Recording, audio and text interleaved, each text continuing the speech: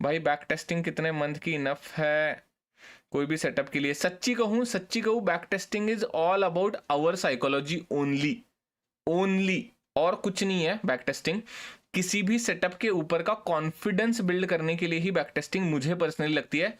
दुनिया का कोई भी सेटअप मुझे बता दो, कोई भी रूल्स बता दो, 1:3 को अगर आप एक्सेल शीट पे ड्रॉ करोगे, 1:3 को एक्सेल शीट पे ड्रॉ करना मतलब क्या? मशीन जैसे देखना कि भाई टारगेट लेना है या स्टॉप लॉस लेना है, भाई झक मार के प्रॉफिट आएगा यार, मैथमेटिक्स है ना।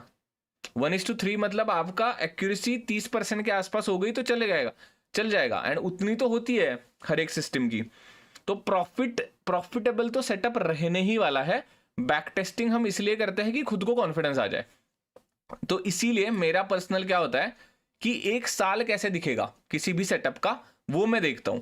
तो भाई ये एक साल देखने के बाद मुझे पता चला, ये जो पोजिशनल ट्रेडिंग की स्ट्रेटेजी मैं बिल्ड करने की कोशिश कर रहा हूं, 3671 एंड 2642, ठीक है, नियरली 1100 पॉइंट का ये डेंट है।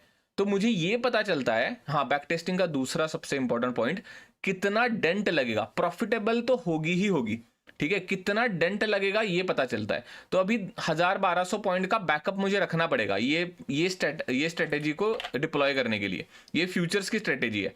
तो 1200 पॉइंट का बैकअप 65 लॉट्स के 65 क्वांटिटीज के साथ 78,000 बैकअप में चले गए मेरे।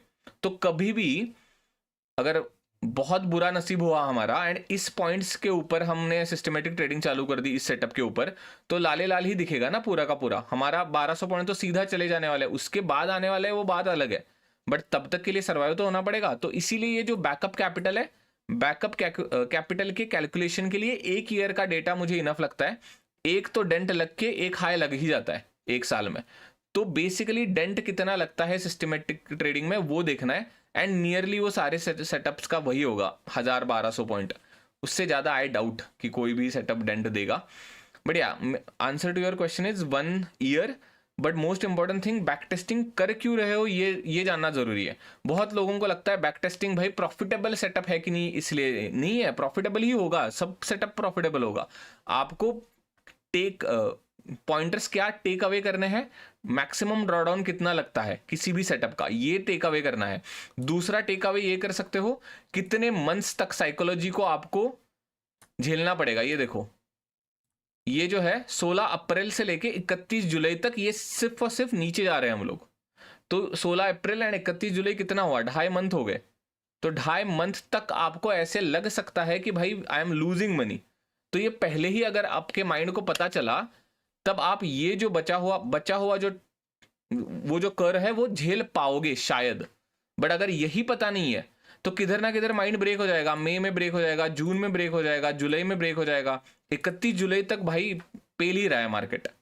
एंड उसके बाद बस कंटिन्यूस 1 2 3 4 5 6 7 कंटिन्यूस 7 विंस आ गए। तो बैक टेस्टिंग करनी किस लिए है ये जानना जरूरी है।